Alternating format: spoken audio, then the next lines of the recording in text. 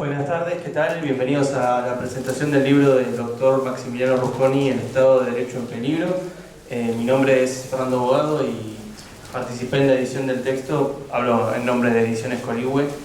En líneas generales, el texto es una intervención sobre cuestiones que tienen que ver justamente con el mundo de la justicia y también un costado muy fuerte de reflexión, bastante ensayístico. Me parece que es un libro en donde se ve que en la pluma del querido Rusconi aquí presente convive tanto el abogado como a veces el disertante, el polemista y también la persona que se toma un tiempo de la vorágine de lo que es revisar expedientes y participar del mundo judicial para pensar qué es lo que significa en toda instancia la justicia y cómo funciona sobre todo en la Argentina. No voy a desnudar ningún hecho que ninguno sepa, pero en los últimos años justamente el ojo público estuvo puesto en la manera en la cual la justicia se maneja en la Argentina, y lo que hace Maximiliano es poner en evidencia esas cuestiones, pero con, valga el término, el expediente en la mano. Lo que van a encontrar en el Estado de Derecho en Peligro es ante todo una serie de elementos que tienen que ver con casos por todos conocidos, pero también, como les decía, estos momentos de reflexión. La mesa la va a moderar Daniel Tonietti, quien se encuentra en una de las esquinas. Lo voy a dejar con él. No quiero sino decir que, como participante del proceso de edición, debo decir que uno lamenta a veces las cosas que quedan afuera del libro, y debo decir que han quedado cosas muy jugosas, pero bueno, por ahí sale un segundo libro en algún momento, de algún carácter un poquitito más personal y biográfico, porque debido al tema del texto tuvimos que justamente sacar esas cuestiones. Dicha toda esta advertencia, los invito entonces a leer El Estado de Derecho en Peligro del doctor Maximiliano Rusconi, y bueno, los esperamos en el stand de Ediciones Coligüe. Los dejo entonces con Daniel. Muchas gracias.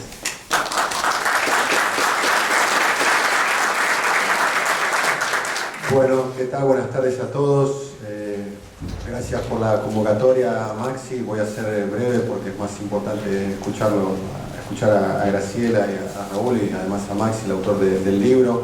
Brevemente, Maxi me convocó para ser coordinador, rápidamente le dije que sí. Lamentablemente no podía venir quien era el titular, que es Víctor Hugo Morales, que para nosotros todos es un gran referente, para los que hacemos radio, para los que hacemos comunicación, por su valentía, por su audacia, por su compromiso. Me refiero a Víctor Hugo, y esos también son los atributos por los cuales rápidamente le dije que sí a Maxi. Me parece que él es un gran baluarte de lo que se vivió en los últimos años y lo que se está viviendo en la Argentina. Valoro mucho, yo en particular, las personas que toman la decisión de arriesgar un capital simbólico, la comodidad, la alfombra roja, dicho sea paso, todos esos atributos que mucho tiene que ver con el Poder Judicial, que es de los más monárquicos y elitistas que tiene los poderes del Estado, y el recorrido que hizo Maxi Rusconi en los últimos años, defendiendo fundamentalmente a presos políticos por razones políticas, como nunca se había dado en la democracia argentina y se sigue dando en algún aspecto. Me llevó a decir rápidamente, a dar mi pequeño aporte con mi presencia y coordinando en el día de hoy. Así que para mí, lo quiero decir, es un placer, un honor estar acompañándole a él, porque insisto, es una persona que tomó riesgos personales, asumiendo las posturas que tomó, especialmente durante los 4 años de macrismo, donde la persecución a opositores fue realmente implacable, atroz, y eran muy pocos, futbolísticamente hablando, los que pedían la pelota.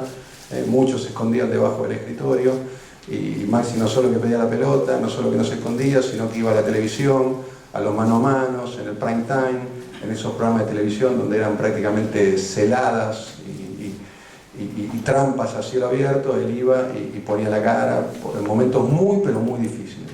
Y la verdad que para mí eso es muy, pero muy valioso. Tengo además amigos que son defendidos por él, que le tienen una enorme admiración profesional y enorme respeto personal y además del cariño.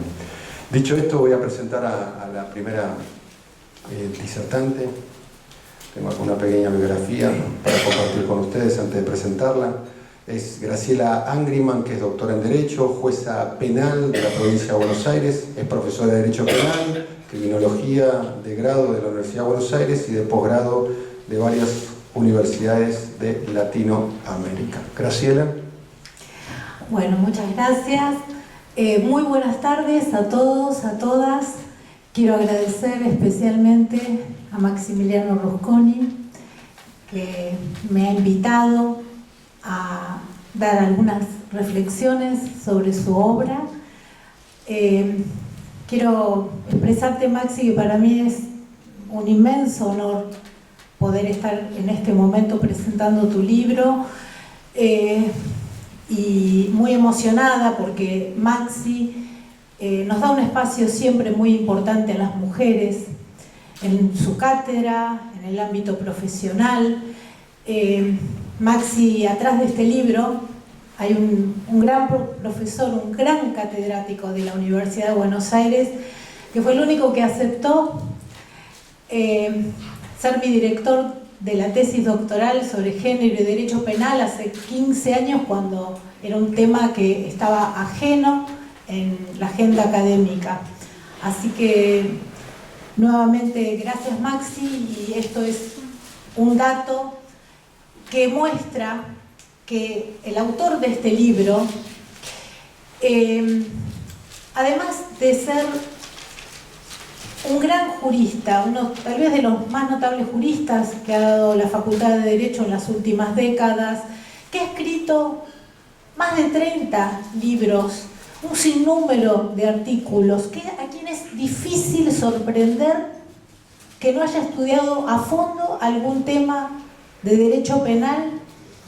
Atrás de él hay un hombre que recae y pesa sobre su cuerpo el dolor de la geografía del poder penal en nuestra región, como lo reflejan las cárceles. Es el abogado que se hace cargo de la defensa de sus clientes y tiene la capacidad para empatizar con ellos.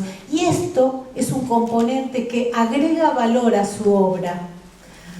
Porque, como dijera Couture, es el abogado que siente, el abogado que piensa y que después actúa. Y esto lo vemos reflejado en este trabajo. Pero Maxi, además de que en esta obra hace un muy serio detalle descriptivo del estado de situación actual del sistema judicial, de la justicia penal, un estado de situación que no es nuevo, como se ocupa de aclarar, que no nació en el año 2015, como también lo delata su abultada trayectoria, porque Maxi también ha trabajado profusamente desde su juventud en reformas judiciales en la región. Es realmente el trabajo que sintetiza la obra de alguien que ha constatado seguimos viviendo en un país al margen de la ley, como lo decía Nino, y que además él tiene la capacidad de reconfigurar su denuncia, su dolor, lo que son las penas de un penalista. Me hacía acordar a ese libro de nuestro querido Elías Neumann, lo reconfigura en propuestas. Y en propuestas que además tienen el mérito de trazar un puente con la comunidad, como lo refleja este acto, como lo delata la necesidad de empezar a encarnar un debate serio de cara a la comunidad de estas problemáticas, pero siempre aferrándose a las garantías constitucionales, que es otro eje que atraviesa todo este libro y que Maxi lo predica y lo hace. Es decir, plantea por un lado un panorama de desasosiego, pero nos invita a la esperanza de la posibilidad de iniciar una transformación con ejes muy precisos. Maxi hace foco en la necesidad de que nos tomemos los derechos en serio, de que se invierta esa percepción sobre la primacía axiológica de la Constitución en nuestros poderes judiciales. Maxi lo que nos plantea es la necesidad de que también repensemos y pongamos la lupa en cómo enseñamos el derecho en la facultad. Describe esta esquizofrenia entre el derecho que enseñamos y las prácticas judiciales para los cuales formamos a las operadoras y operadores judiciales. Y en este sentido, yo me permito marcar que hasta tengo duda de cómo enseñamos el derecho. Y me viene a la cabeza el libro de Raúl reciente, El derecho penal nazi, porque importamos derecho y terminamos aplicando y enseñando y propagandizando, ¿sí?, el derecho sin una perspectiva crítica de que en realidad, ¿sí?, enseñamos un derecho que es legatario de autores que fueron funcionales con el nazismo, para poner un ejemplo, y no enseñamos qué hacer con el derecho. Y esto me parece que es un eje que Maxi marca, que me parece que es muy valioso. Maxi también plantea incesantemente la necesidad de empezar a desmadejar y a revertir esa idea tan instalada que está en la sociedad de que los problemas de gestión de seguridad ciudadana tienen una relación antagónica con el sistema de garantías. Y en ese sentido, siempre es bueno insistir en que las garantías de los justiciables, ese gran escudo que ha costado sangre a la humanidad, han sido creadas para que justamente el pueblo pueda creer en una justicia transparente. Este es otro de los ejes de la obra de Maxi. Y también le dedica una especial atención a la interrelación perversa que hay entre igualdad y poder penal. Y esto adquiere un valor superlativo, sobre todo frente a la pospandemia, sobre todo a un mundo que nos expone a guerras, a mayores desplazamientos sociales y que auguran el uso de un poder penal cada vez más selectivo, de mayor impunidad para los grandes poderosos y mayor encarnizamiento contra los pobres. Por eso Maxi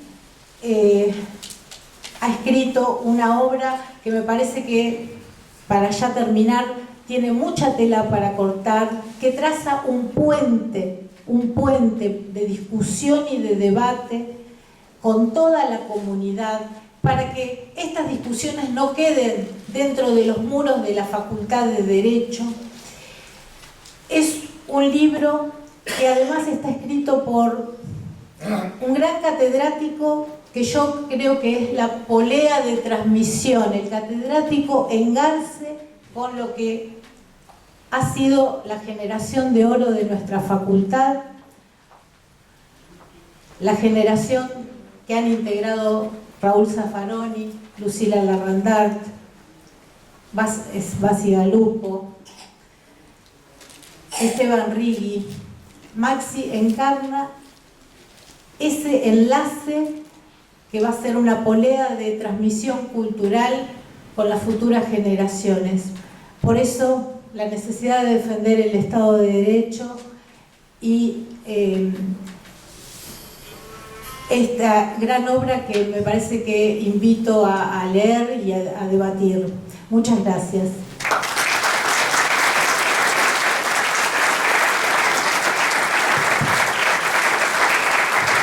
Bueno, la doctora Graciela Angriman, ahora creo que no necesita presentación, Raúl Zaffaroni no lo quiero avergonzar con mis elogios, pero para mí es una leyenda, un prócer vivo de la Argentina y bueno, Raúl, discúlpame si te incomodé con mis palabras, lo que opino.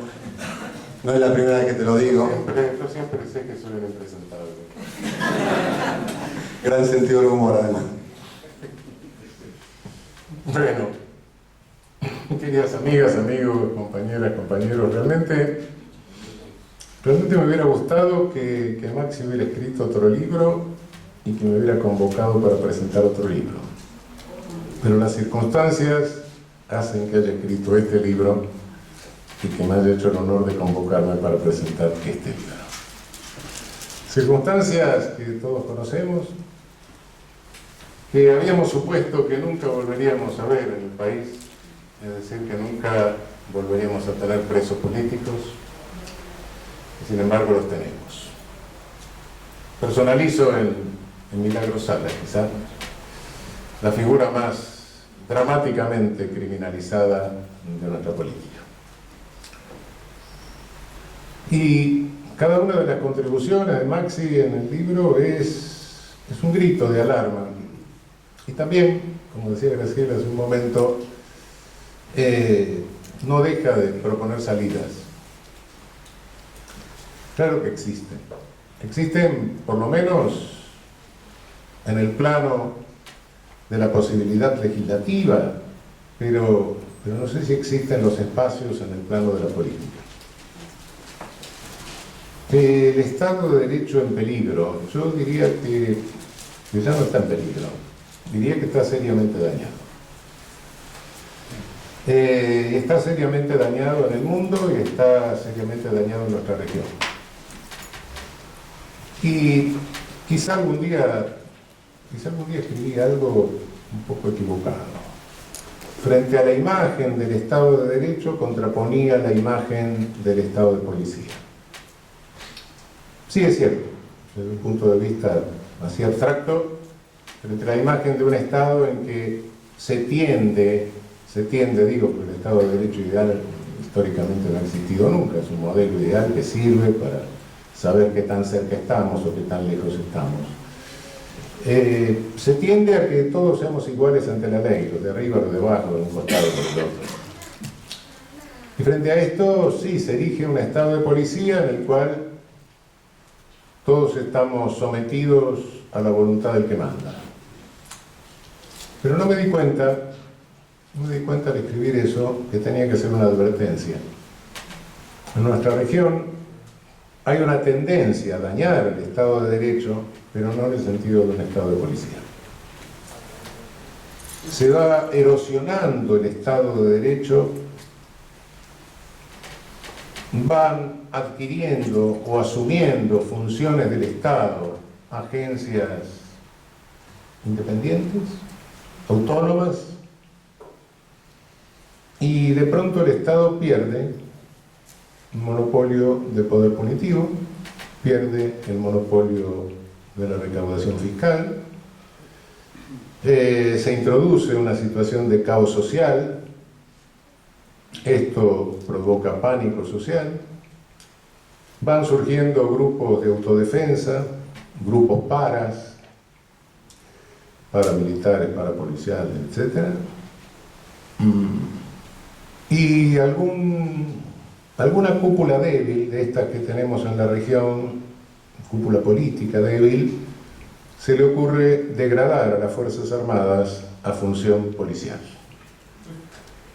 lo cual no tienen entrenamiento y por ende cometen gravísimos errores, pierden el respeto de la población, etc.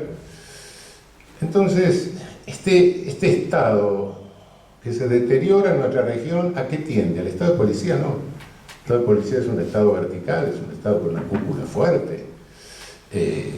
No, tiende a un menos Estado, a un Estado que pierde el monopolio de sus funciones básicas y que debilita su defensa nacional.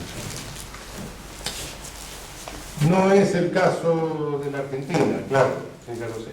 No quiero individualizar países de nuestra región, que sería estigmatizar a algún país hermano, pero es la tendencia que uno visualiza en la región. Y cuando vemos los graves escándalos institucionales de nuestro país, tenemos que estar alertas, porque lo que viene es el deterioro del Estado mismo, como Estado, en su función de Estado. Y naturalmente, ¿para qué se deteriora un Estado en su función de Estado? Para colonizarlo. No nos llamemos engaños. No es para otra cosa. Es para hacerlo más fácil pasto del colonialismo. No del colonialismo originario, claro. No viene Garay a cerrar el pendón, el obelisco.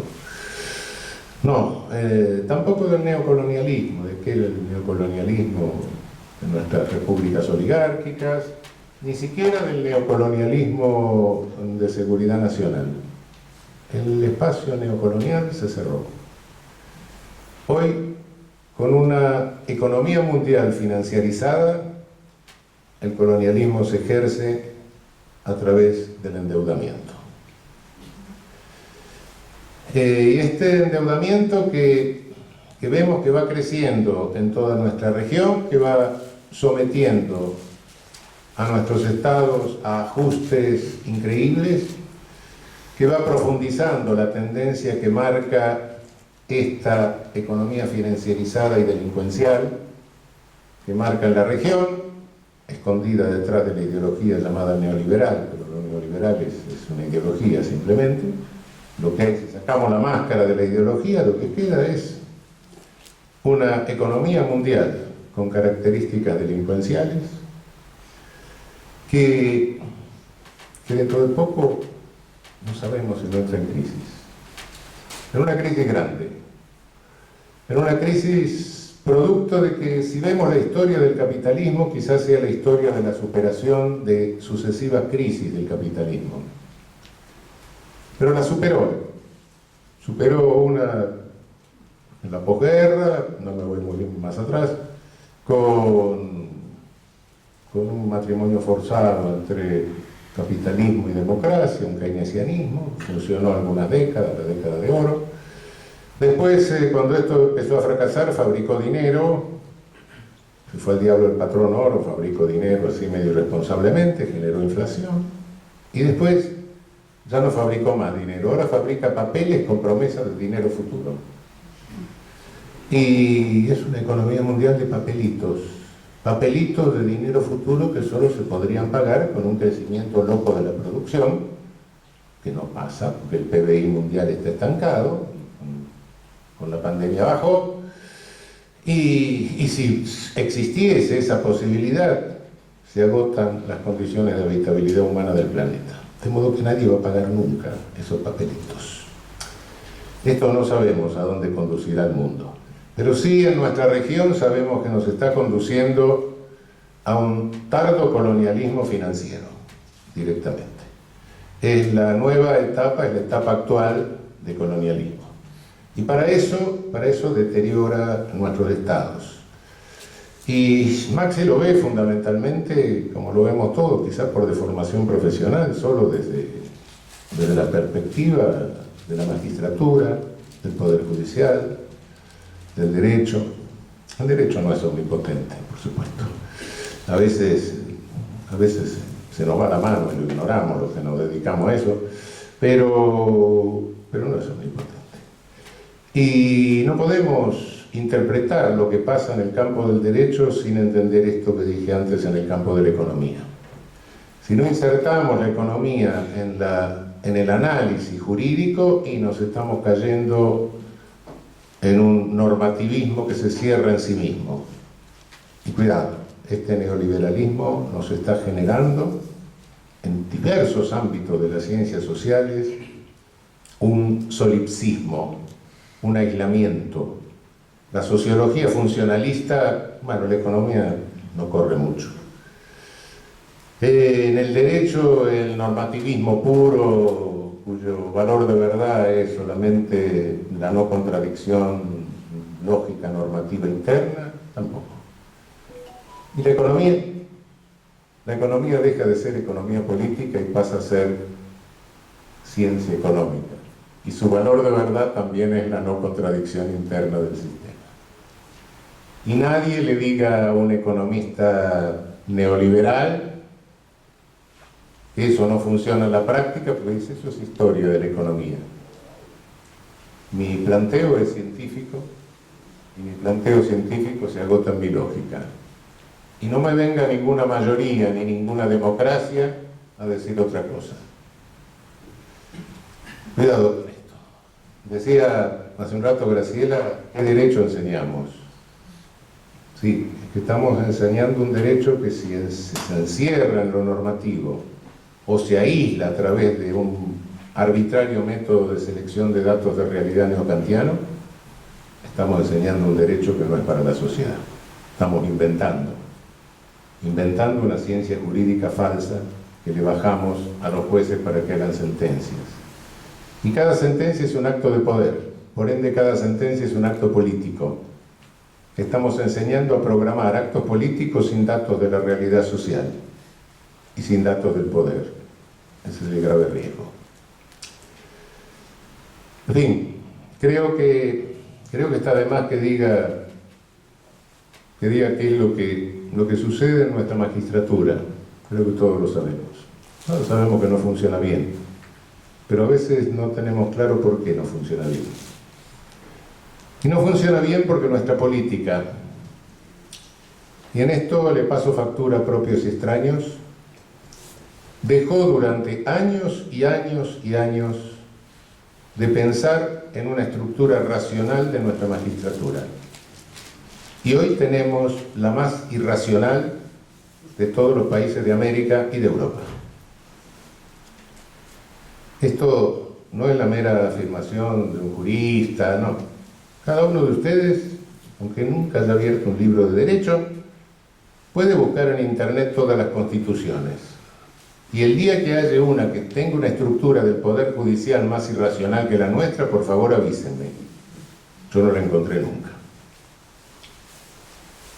Tenemos una cúpula judicial, la más chica de todo el mundo que me referí. Tenemos una acción de inconstitucionalidad que después de años llega a la Corte Suprema y sirve para que no se aplique en el caso, nada más. Cada juez sigue haciendo y decidiendo lo que le da la gana. No tenemos el stare decisis norteamericano. ¿Por qué? No sé. Copiamos el sistema norteamericano, la Constitución no lo prohíbe, es el sistema que sirvió de modelo, pero para nosotros no rige. La Corte puede declarar la inconstitucionalidad de lo que se le ocurra, cada juez sigue considerando constitucional e inconstitucional según se le dé la gana, y hay que llegar de nuevo a la Corte, que volverá a decir que es inconstitucional una ley, si es que no cambió la composición de la Corte, pues se murió algunos, renunció otros, etc. No tenemos casación nacional, no la tenemos. Es decir, una cosa es delito en una provincia, del otro lado de un río no lo es, o del otro lado un retén policial tampoco, y viceversa. Un contrato se puede hacer acá, no se puede hacer del otro lado de la General Paz. No hay nadie que unifique criterios de interpretación. Y no me estoy refiriendo a defectos que no se hayan advertido antes. La Constitución abrogada por un bando militar, por una proclama en 1949, establecía el stare decisis y la casación nacional. De modo que yo era chiquito cuando Sampaio se dio cuenta de esos dos defectos de nuestro sistema jurídico. Y desde entonces nadie volvió a hablar de eso. Bueno, nadie lo hizo porque todos pensaron que, la casa medio demolida, en una de esas resultaba útil. Y otros dijeron, no me voy a meter a arreglarla, porque en una de esas van a decir que la quiero ocupar. Y como consecuencia de eso, la casa se vino abajo. Y hoy tenemos directamente los escombros de la casa. Y lo que estamos viviendo es una consecuencia de eso. Es muy raro, porque si vemos la magistratura nuestra desde abajo, primeras instancias, etcétera, normales, quiero decir, no como Europí, no funcionan tan mal después de todo. Uno dice, pero con esta estructura, ¿cómo no funciona peor? No funciona peor porque, realmente el país tiene nuestra patria tiene un nivel de cultura jurídica y de tradición más o menos respetable. Pero si la vemos de arriba es el caos. Y realmente Tampoco este caos lo protagonizan todos los jueces, no. Es una minoría ubicada en posiciones estratégicas.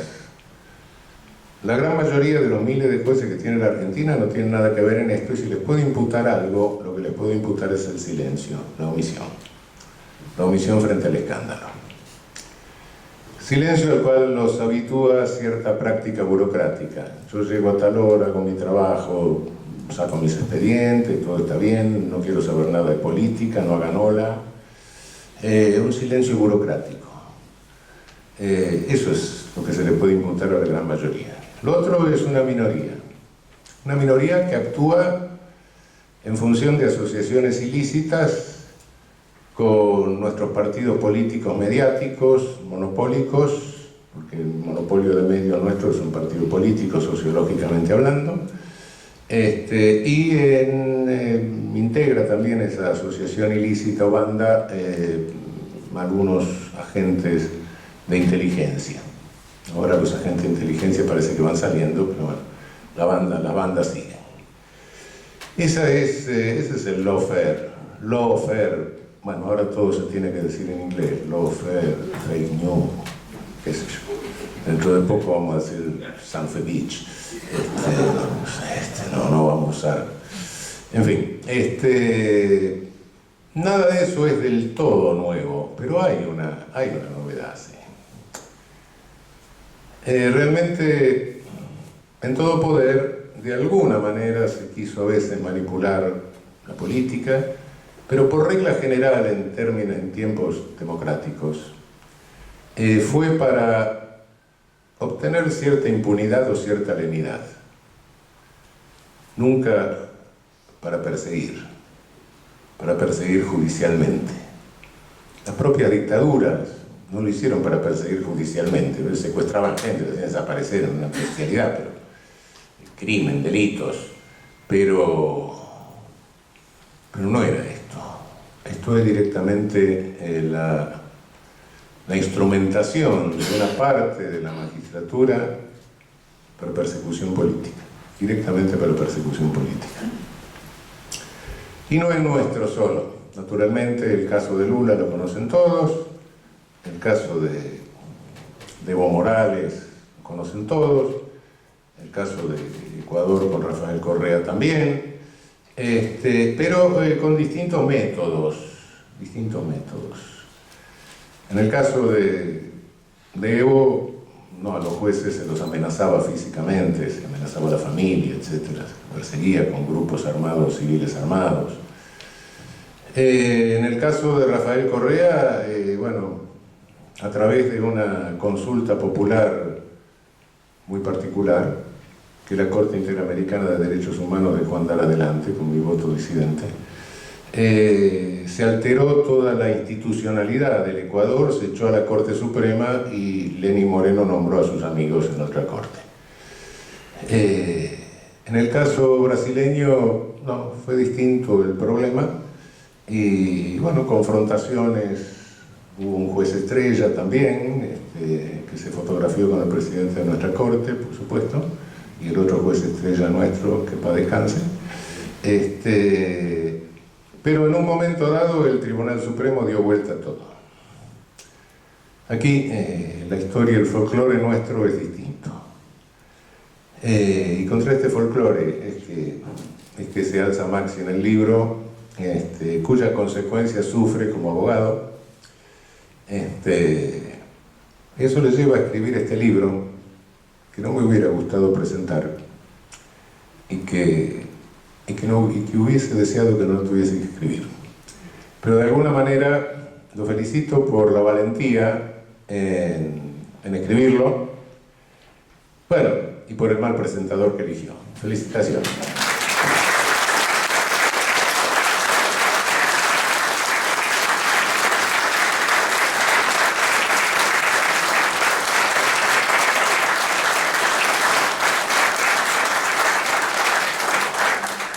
Bueno, tendría que estar presente en el día de hoy Cristian Rodríguez. Cristian Rodríguez es un miembro del gabinete de quien fuera candidato a presidente por Francia Insumisa en las elecciones pasadas. por el Partido Unión Popular, integrante de lo que se llama Francia Insumisa. No pudo estar, tengo entendido que está en Francia, pero sí ha llegado, y yo quiero compartir con ustedes,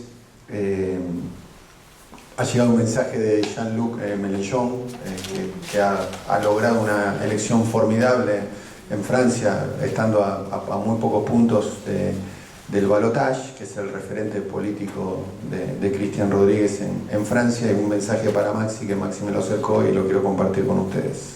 Y dice así: Maximiliano Rusconi, gracias por tu libro, El Estado de Derecho en Peligro, escribe Mélenchon. Gracias por el trabajo realizado en torno a los temas que nos unen y que sus luchas para su defensa son universales.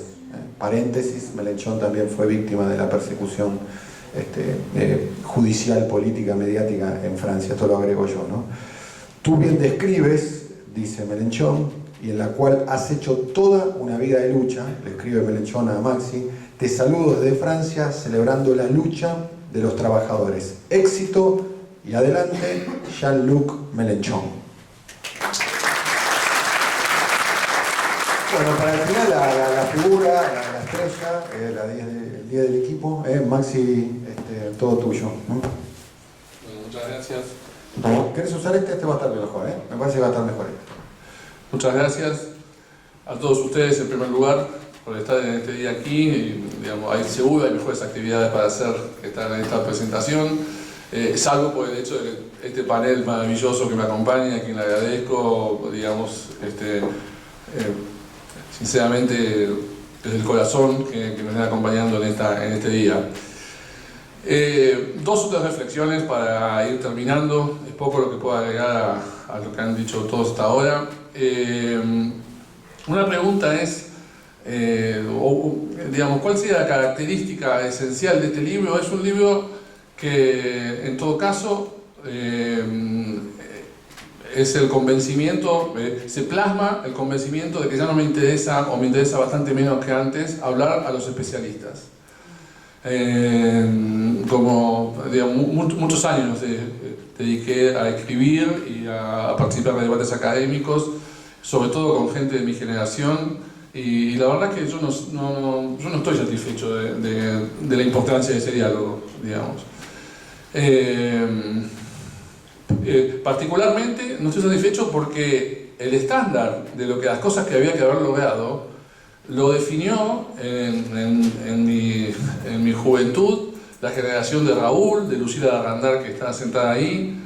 Ellos fueron docentes en la Universidad de Buenos Aires después de la dictadura, de una dictadura sangrienta, en donde no había ni un pedacito de luz. Y nos enseñaron Derecho en esa facultad, después de esa tragedia cívica. Con lo cual, yo me formé en esa facultad y me formé en el debate, en los seminarios comprometidos, en la preocupación por las garantías, por la desigualdad del derecho penal. Me formé en esas peleas, en esas luchas, en esos principios. Con lo cual uno debía ser racional y decir, bueno, si yo me formé en esa facultad que venía de la dictadura, la facultad que mi generación ahora le deja a los más jóvenes tiene que ser mucho mejor, porque no hubo dictadura. Y la verdad, yo me confieso acá frente a Raúl y a Lucila, que yo le dejo a los más jóvenes una facultad infinitamente peor que la que nos dejaron ellos cuando yo me formé. Este libro es también, es un grito desesperado también a mi generación. No entiendo las posturas de gran parte de los llamados juristas que tienen más o menos mi edad, que tuvimos profesores parecidos, si no los mismos, y que las posturas son distintas, cada uno sabrá cuál es mejor o peor, pero es que siento que por lo menos está claro que son distintas. Entonces, este es un libro dedicado a un lector que no es el lector especializado, es un lector que espero que advierta así ese lector, porque el especializado no lo advirtió, que el derecho penal siempre ha sido selectivo. En la década del 70 la criminología crítica latinoamericana, incluso esto me lo enseñó Raúl, la criminología liberal, la americana, nos demostraron cómo el sistema penal era selectivo en gran medida, pero sobre todo la criminología, en ese punto, la criminología latinoamericana. En modelos de instalación de modelos capitalistas, el sistema penal tenía que excluir a los que quedaban fuera, digamos, ¿no? Digamos, encarcelarlos, asegurarlos, que no molesten el crecimiento económico de aquellos que se beneficiaban con los modelos capitalistas. Esa selectividad siguió, pero en realidad ahora ni siquiera hace falta de los jueces para eso, porque es el mismo sistema policial el que persigue a los que están en la calle. Y los que están en la calle son los vulnerables de siempre. Y ese es el gran cañón de ingreso de casos. Ahora, estamos en una segunda generación de selectividad, que es la selectividad del escarmiento, de que en modelos en donde en los comienzos del siglo XXI, en los 2000, digamos, empieza a haber la instalación de gobiernos más preocupados por el interés popular, más preocupados por la gente, por la sensibilidad social. Esos gobiernos había que escarmentarlos. El mensaje es: ahora perseguimos a esos líderes. Es una selectividad mucho más, yo diría casi tecnocrática, que no requiere solo de la policía. Ahora son los jueces los que montan, los jueces, los servicios de inteligencia, digamos, el mal periodismo, los medios de comunicación hegemónicos, que posibilitan esa segunda persecución, esa segunda selectividad, digamos, de segunda generación. La verdad es que yo también creo que este libro hubiera querido no escribirlo nunca. Eso coincido con Raúl, lo voy a convocar a eventos más lindos en los próximos años. Pero yo siento quizá que es el libro de menos interés académico y siento también que es el libro más importante que he escrito. Así que les agradezco a todos que hayan venido y bueno, si lo quieren leer, bienvenido también. Gracias.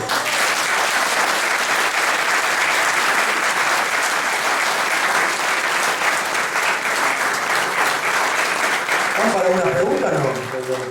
¿Están para una pregunta del público? ¿Sí? ¿Alguno quiere preguntar? 2 o 3 preguntas para los participantes, para Maxi, para Raúl, para Graciela. ¿Alguien se anima? ¿Sí? ¿Se anima usted? ¿Está bien? Bueno, está bien. Una pregunta, Pregunta, no comentario. ¿Quién quiere hacer pregunta? ¿Usted? ¿Sí?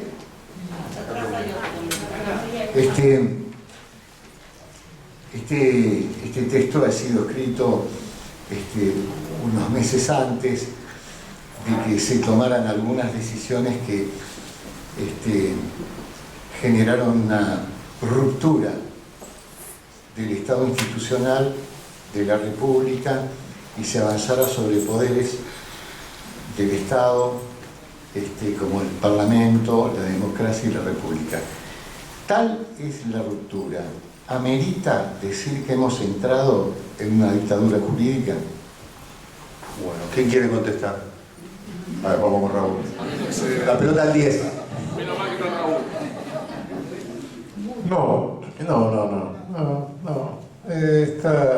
Este escándalo que deteriora más nuestra institucionalidad, una Corte Suprema que se atribuye, no por primera vez, sino por segunda vez en su historia, la facultad de devolverle vigencia a una ley derogada por el Congreso Nacional. En este caso a una ley que justamente, sugestivamente, le da la presidencia del Consejo de la Magistratura a la propia Corte. Sí, obviamente, pero bueno, nos encontramos con una Corte de 5 personas, en las cuales 3 hacen mayoría. Esto ya, por su propia definición, es una cuestión peligrosa para la República, no para la democracia, sino para la República directamente, por la concentración de poder. No estamos en una dictadura de ellos. Lo que estamos es frente a un posible conflicto de poderes, en algún momento, con una constitución que no dice cómo se resuelven los conflictos de poderes, lo que es grave. Yo creo que se tiene que resolver por la Asamblea Legislativa, que es el lugar más cercano a la soberanía popular. Pero es una opinión, la Constitución no lo dice. Pero sí, alguien lo tiene que resolver, porque no resolver un conflicto significa la guerra civil, y el derecho no puede tolerar eso. Lo que me alarma es que hechos de esta naturaleza han precedido en nuestra región a golpes de Estado blandos, como el de Dilma Rousseff, como el de Honduras, como el de Paraguay. No digo que estemos frente al hecho, pero, bueno, ¿ves? Es un signo que me causa suficiente alarma y cierto grado de angustia. Bien, una preguntita más, porque tenemos que entregar casualmente, una más, porque tenemos que entregar a la sala, me acaban de avisar, una pregunta y terminamos. Hola, bueno, felicitaciones, ya compré el libro, Maximiliano, ya lo tengo, acá lo tengo, vamos, hay muchos y muchas que estamos con el libro en la mano. El capítulo vinculado al arrepentido es como, me parece fundamental, inclusive hablas de una posición de inquisición del nuevo milenio. ¿Qué quiere decir esto? ¿Estás creyendo que es inconstitucional la ley del arrepentido? Y yo aceptaría que dijeras que sí, me encantaría. Bueno, la última pregunta para Maxi. Gracias. Sí, es la Inquisición del nuevo milenio, digamos. Yo diría peor todavía, ¿no? La Inquisición, la auténtica, era la Inquisición Torquemada, que era el inquisidor que torturaba, ¿pero para qué? Para saber la verdad. Torturaba, un desastre, pero buscaba la verdad. Hoy no se tortura, pero se lesionan garantías individuales, no se permite a las defensas controlar la prueba es ilegítima, se eligen los jueces a través de sistemas de forum shopping, digamos, no hay azar en la elección de los jueces, se violan todas esas garantías, pero además, y es el dato de la Inquisición del nuevo milenio, el dato importante no es que es el nuevo milenio, sino que el dato importante es que es peor que la de Torquemada, porque ahora la verdad no importa nada. No importa nada. Las declaraciones de los arrepentidos fueron pactadas con textos tipo contratos de adhesión entre el fiscal, el defensor que no ejerció su rol de defensor y el juez. Lo que vivimos fue un escándalo, y que la Cámara de Casación, por 2-1, digamos, no haya intervenido en ese escándalo, la incorpora como protagonista esencial de ese escándalo. Nos vamos a lamentar muchas décadas de este desastre. Eso solo.